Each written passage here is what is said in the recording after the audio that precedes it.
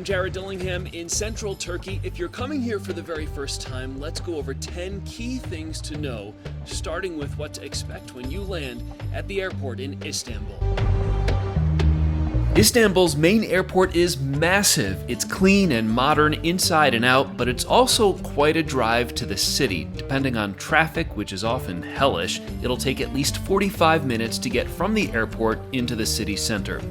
Uber works here, and there are plenty of taxis as well. A taxi ride from the airport will likely cost around $40 each way.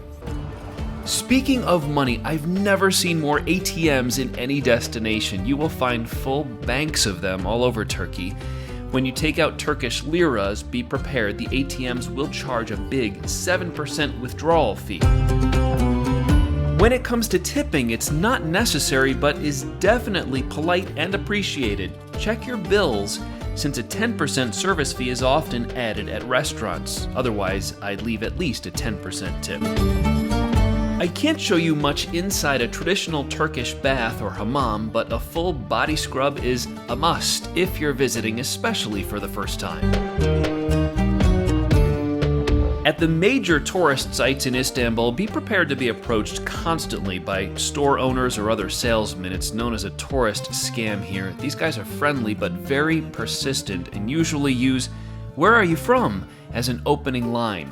Watch out, you can easily get dragged into a lengthy sales situation you were not looking for. The Grand Bazaar is not just touristy, it plays a major role in Turkish life. Families traditionally keep a lot of their wealth in gold, and many of those transactions are handled at the bazaar, in addition to the spices and rugs you'll find. Mosques are all over Istanbul, and they're generally open to the public. Remember, you'll have to remove your shoes to go in.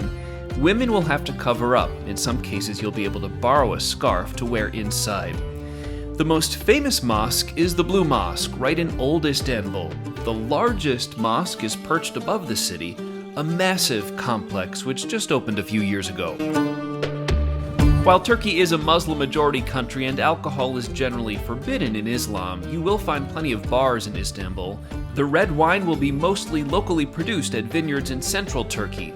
Beer is more common, though you might find your glasses covered up out of respect if you're close to a mosque nearby.